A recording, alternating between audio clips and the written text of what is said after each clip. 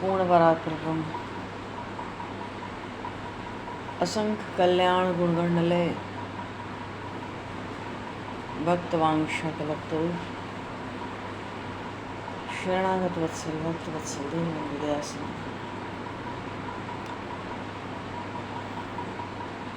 श्री सीताराम जी महाराज की सीम कृपा करना से श्री हनुमान जी महाराज के परम भावन भावमय सन्निधि में महापुरुषों की भावमय उपस्थिति में एवं आप सभी श्रद्धालु भक्त वैष्णव मंडल से मानव जीवन का सर्वोत्कृष्ट फल भगवत गुणगान भगवत स्मरण का लाभ हम सभी भगवान श्री कृष्ण चैतन्य देव की लीला चरित्र के माध्यम से प्राप्त करने जा रहे हैं।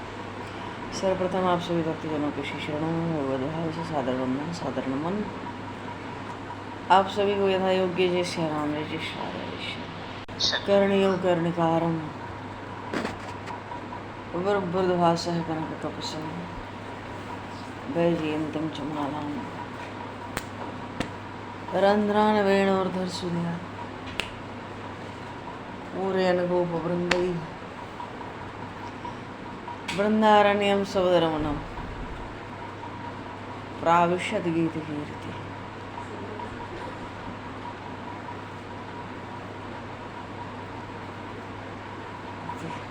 बोली श्री नंदन श्याम सुंदर भगवान की जय। श्री चैतन्य महाप्रभु की जय।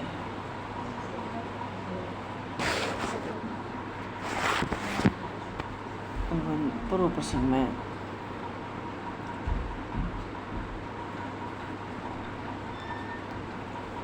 चरित्र है श्री रघुनाथ दास जी महाराज का। सप्तग्राम के पूरे भूमि के जो अधिकारी थे श्री गोवर्धन दास जी मजूमदार, उनके पुत्र श्री रघुनाथ दास। इनका चरित्र पहले भी आ चुका है कुछ अंश में, क्योंकि शांतिपुर में जब श्री अद्वैताचार्य जी महाराज के यहाँ महाप्रभु श्री गौरांग देव ठहरे थे तो प्रभु के उन्होंने दर्शन किए थे और प्रभु ने उनके तीव्र वैराग्य को देखकर भी घर में ही रहने की, भगवत भजन करते रहने का उपदेश दिया था। वो तो गृह त्याग करना चाहते थे, करना क्या चाहते थे, अत्यंत आग्रह था गृह त्याग के लिए, पर महाप्रभु ने कह दिया भैया अच्छा देखा जाएगा, अभी तो तुम घर जाओ और हम शीघ्र वृंदावन जाएंगे, वहाँ से लौटेंगे तो जब हम आ जाएं तो फिर जैसा उचित हो तुम वैसा करना। लेकिन अब जब श्री रघुनाथ जी महाराज ने ये सुना कि अरे महाप्रभु तो वृंदावन से लौट आए, ब्रजमंडल से अपनी यात्रा पूरी करके लौट आए जगन्नाथपुरी, तो महाप्रभु श्री कृष्ण चैतन्य देव के दर्शनों के लिए अत्यंत लालायित हो गए। वैसे भी उनका मन दिन रात महाप्रभु के चरण कमलों में ही बसता था। अब तो वो मन बिल्कुल पागल सा हो गया था उन गौरांग का चिंतन करते करते निरंतर। ऊपर से तो सब व्यवहार करते पर हृदय तो वहीं रहता ना।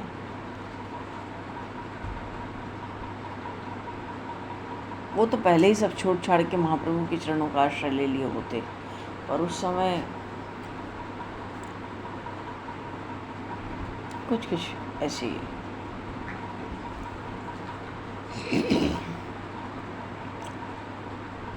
तो श्री महाप्रभु जी जब श्री रघुनाथ दास जी ने सुना कि महाप्रभु आ गए हैं,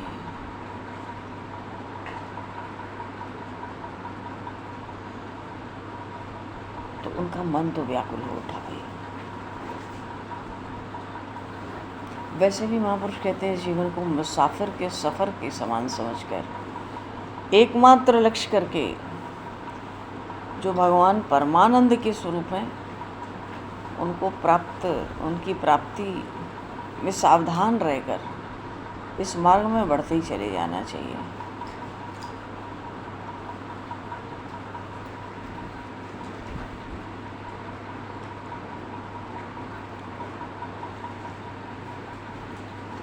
श्री रघुनाथ दास जी महाराज तो एकांत में बैठ जाओ, मन में जो आवे उसी को भगवान का स्वरूप समझो, कह दो भगवते नमः। अब मन में कुछ भी आ जाए, गाय आ जाए अथवा कुत्ता आ जाए, वृक्ष आ जाए अथवा पहाड़ आ जाए, नदी आ जाए, कुछ भी आ जाए, भगवते नमः, क्यों, सब भगवान है। उनका वैराग्य अद्भुत था। कोई भक्त भगवान से पूछते हैं, प्रभु आप प्रत्यक्ष दर्शन कब देंगे, कण कण में तो व्याप्त हैं। भगवान कहते हैं, इसके लिए तुम चिंता क्यों करते हो कि हम प्रत्यक्ष दर्शन कब देंगे, जब हम ठीक समझेंगे उसी वक्त दे देंगे दर्शन। क्योंकि जैसे वैद्य जब ठीक समझता है तो रोगी को भी अन्न दे देता है। रोगी को तो वैद्य पर ही निर्भर रहना चाहिए,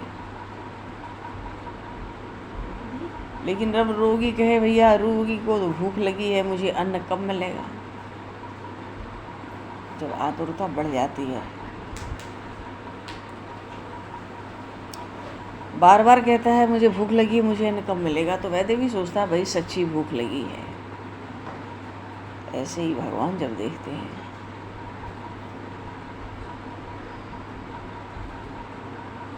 लेकिन रोगी की ऐसी भी स्थिति थी है कि भूख लगी है पर वैद्य अन्न नहीं देता, क्यों, उसी में उसका हित है। ऐसे ही श्री रघुनाथ दास जी महाराज की आतुरता इतनी महाप्रभु के चरण कमलों में बढ़ गई है, वो दिन रात महाप्रभु के चरण कमलों के दर्शन के लिए ही लालाए थे। महाप्रभु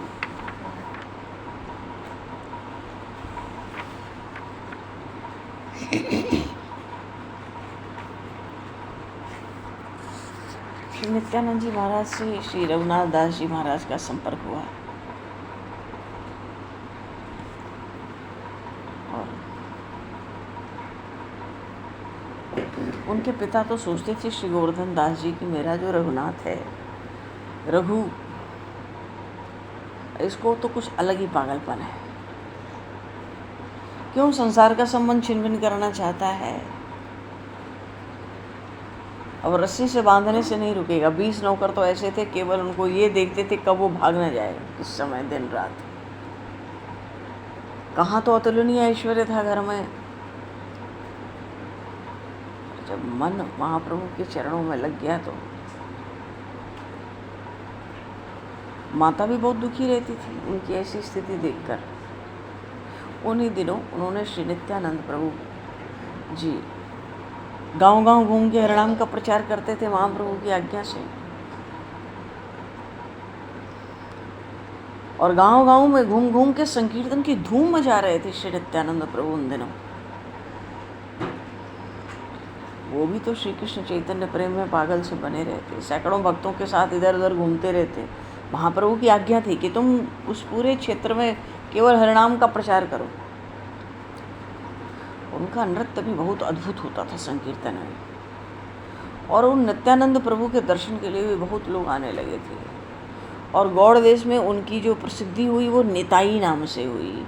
बोलिए श्री नित्यानंद जी महाराज की, निताई नाम से हुई। अच्छे अच्छे सेठ साहूकार भूपति आके चरणों में लौटते और कृतकृत्य होकर जाते, लाखों रुपए भेंट में आने लगे, और वो तो खूब उदारता के साथ भक्तों को बांटने लगे। वहाँ पर पानी हाटी संकीर्तन का प्रधान केंद्र था महाप्रभु के।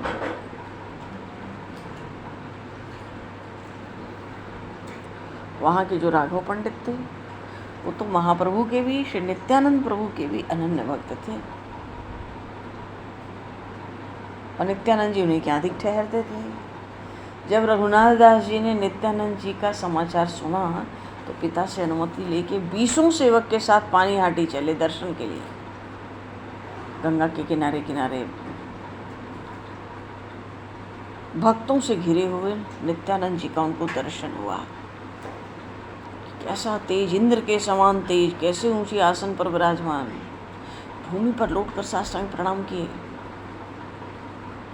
आज जाके कहते हैं, क्यों, ये तो कुंवर शाह हैं, इनके पिता बादशाह की तरह थे। रघुनाथ दास 3 भाइयों में अकेले पुत्र थे, पिता 3 भाई थे। नित्यानंद जी जब देखे कि रघुनाथ प्रणाम कर रहा है तो कहते हैं, आहा रघु आ गया। अरे ये चोर जेल में से कैसे निकल भागा, मानो संसार घर से तुम कैसे निकल आए, यहाँ आने की आज्ञा कैसे मिल गई। और बुला के रघुआ मेरे पास बैठा, अपने पास बैठा लिया। और वो तो भक्तों के पीछे जाके संकोच के मारे चुपचाप बैठे हैं। पर नित्यानंद प्रभु ने रघुनाथ दास जी पर कृपा करी।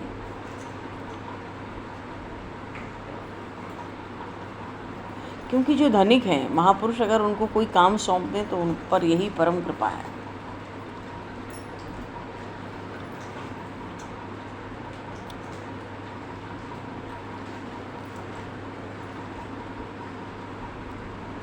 नित्यानंद जी के कहने से रघुनाथ दास जी ने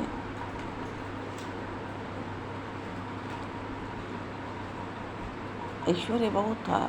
जैसे श्री रूप और सनातन जी अपने सब धन संपत्ति लुटाए आए, ऐसे इन्होंने इनके हाथ से सत्कर्म कराना आरंभ किया। मानो उस धन से आसक्ति अंदर हो तो मिट जाए किसी भी तरह, पर उनकी जो त्याग वृत्ति है वो विलक्षण है। नित्यानंद कहते हैं भाई तुम तो पूरे फंसे क्यों, अब ऐसी जगह तुम आ गए हो कि अब निकल नहीं सकते। अब आज से सब भक्तों को तुम्हें ही दही चूड़ा खिलाना है, और भक्त तो इतने महाराज इतने, वहाँ क्या कमी है। ओ आनंद आरंभ हुआ। कच्चे धान कूट कूट के लोग चूड़ा बनाते, दही में भिगो कर खाते। बहुत से लोग दूध चूड़ा खाते, सर्वश्रेष्ठ भोजन बताते। दही चूड़ा, चूड़ा दही, यही सब चलता है। दही चीनी, ये सारे भक्तों की सेवा श्री रघुनाथ दास जी को प्राप्त हो गई। नित्यानंद जी महाराज की ऐसी कृपा हुई। और नित्यानंद जी की आज्ञा हुई, रघुनाथ ने फौरन सेवकों को इधर उधर भेजा, बोरियों में भर भर के, मानो बढ़िया बढ़िया चूड़ा आने लगे। उधर दूसरी ओर से दूध दही के सैकड़ों घड़े सिर पर रखे हुए सेवक पहुंच गए। जो सुनता वही दही चूड़ा के उत्सव के देखने के लिए दौड़ पड़ता था। इतना आनंद। चारों ओर केवल मनुष्यों के सिर ही सिर दिखते थे उस समय। सैकड़ों घड़ों में दूध दही भरा रहता। हजारों बड़े बड़े मिट्टी के कुल्हड़ के दही चूड़ा खाने के लिए सब आते।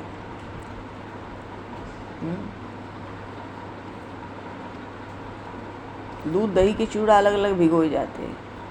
दही में कपूर केसव ऐसा सुगंधित द्रव्य भी मिलाया जाता है। केला संदेश जैसे नारी के लिए सब भी मंगाए जाते हैं। दो दो कुल्हड़ सबको बढ़िया मिलता है। तो नित्यानंद जी ने महाप्रभु का आवाहन किया।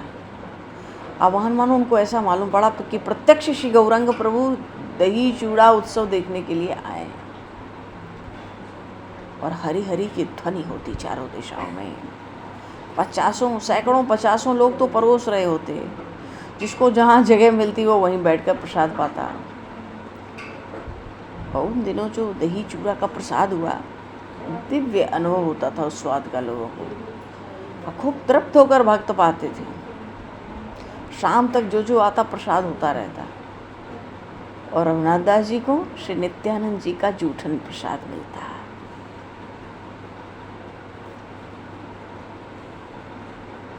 तो ये श्री रघुनाथ दास जी भी उन राघव पंडित के यहाँ रहने लगे, जिनके यहाँ श्री नित्यानंद प्रभु निवास करते थे।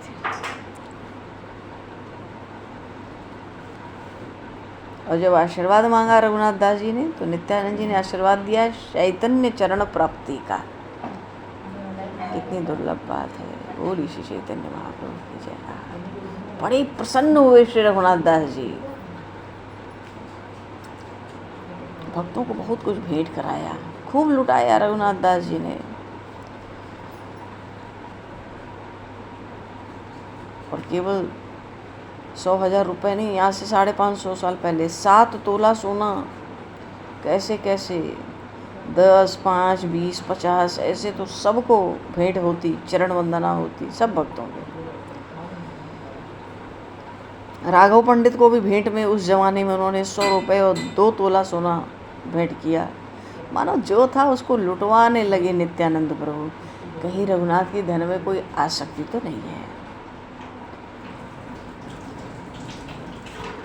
शरीर से तो अपने घर लौट आए आज्ञा पाकर नित्यानंद प्रभु की, पर मन तो जगन्नाथपुरी में महाप्रभु के पास ही इनका रहता था। उसके सिवा इनको और कुछ सूझता भी नहीं था।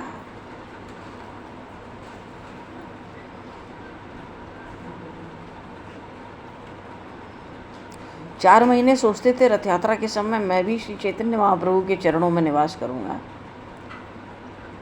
तो सोचने लगे कैसे, 4 महीने कौन जाने देगा। घर में छिपकर भागने की योजना बनाने लगे कि अपने घर में छिपकर भागूं कैसे।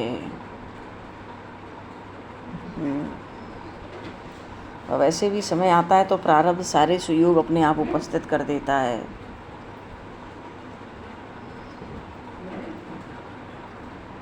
अपने गुरुदेव यदुनंदन जी के पास गए, प्रणाम किया बड़े भक्ति भाव से।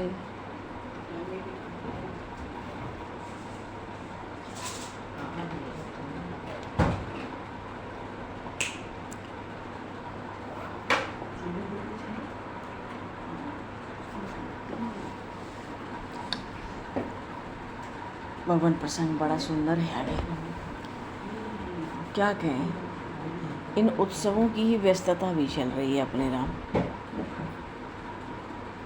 उत्सव से आओ फिर उत्सव में चलो। तो आगे का प्रसंग ये है कि श्री रघुनाथ दास जी महाराज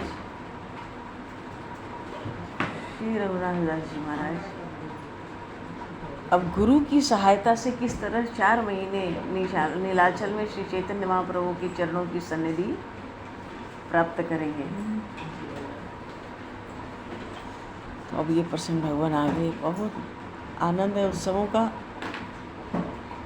खेद है कि थोड़ा जल्दी, पर ठीक है, प्रभु जैसे तैसे नियम चलावें।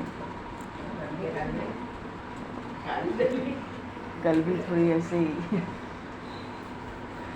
बोलिए श्री चैतन्य महाप्रभु की, श्री नित्यानंद प्रभु की जय। देख लो भक्त लोग जय जय कर रहे हैं कि अब जल्दी चलो उत्सव में, आज की जय करो। राम राजा सरकार की जय, नंदनंदन श्याम सुंदर भगवान की जय, श्री गौरी शंकर भगवान की जय, श्री हनुमान जी महाराज की जय, सब संतन की जय, सब भक्तन की जय, सद्गुरुदेव भगवान की जय। तो भगवान समय को दुष्कृत करते हुए वाणी का विराम है ना, 1-2 दिन का है, देखते हैं जैसे प्रभु करावन। क्या है, ब्रजधाम के उत्सवों को भी तो छोड़ा नहीं जा सकता। हाजिरी होनी चाहिए हर जगह। अब यहाँ हाजिरी हो गई, चल के कहीं और उत्सव में हाजिरी लगाए। जय हो। समय को दुष्कृत करते हुए वाणी को विराम। वाक्य पुष्पांजलि प्रभु के श्री चरणों में सादर समर्पित। आज भूमिका बन गई कथा कल।